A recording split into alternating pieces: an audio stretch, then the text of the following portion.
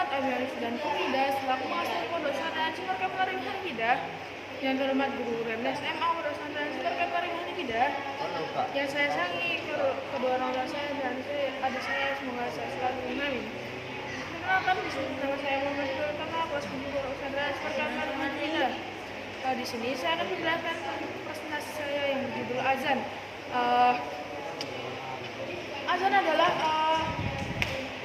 Azan adalah panggilan untuk menunaikan sholat. Berarti azan panggilan untuk menunaikan sholat.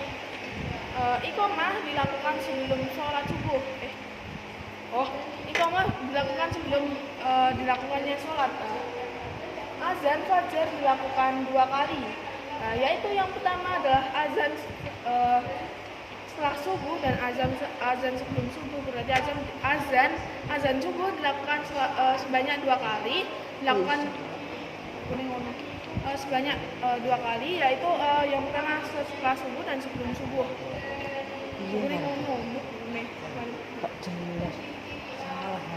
Ya kok salah tadi. Salah dijelas. Maaf, tadi ada kesalahan sedikit dari bukunya. Kelas saya hubungi lagi. Ternyata azan fajar itu cuma ada satu.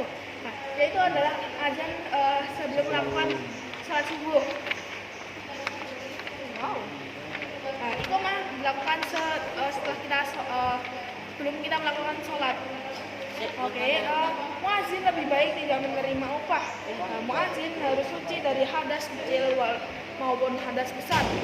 Nah, berarti siapa namanya? Muazin itu harus suci dari hadas kecil maupun hadas besar. Muazin harus menghadap kiblat ketika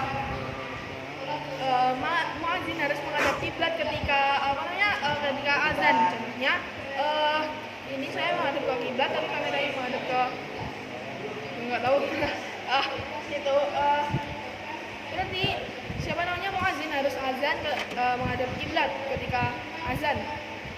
Nah, berarti muazin harus suci, tidak boleh ada sedikit buat najis walaupun najis dan hadas.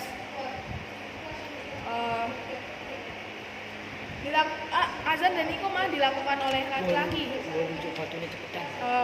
Azan dan iqomah dilakukan oleh laki-laki dan jika perempuan yang melakukannya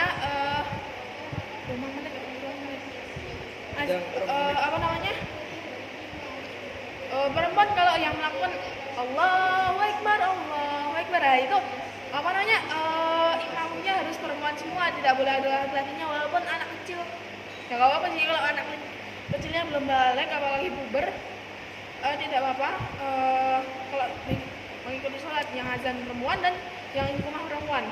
Tapi lebih baik kalau ada laki-lakinya, perempuan itu tidak usah melakukan apa-apa, hanya menjadi sebuah makmum saja. Nah, makanya yang sering melakukan azan dan iqomah itu harus laki-laki. Nah, mengapa laki-laki? Karena laki-laki yang pemimpin keluarganya.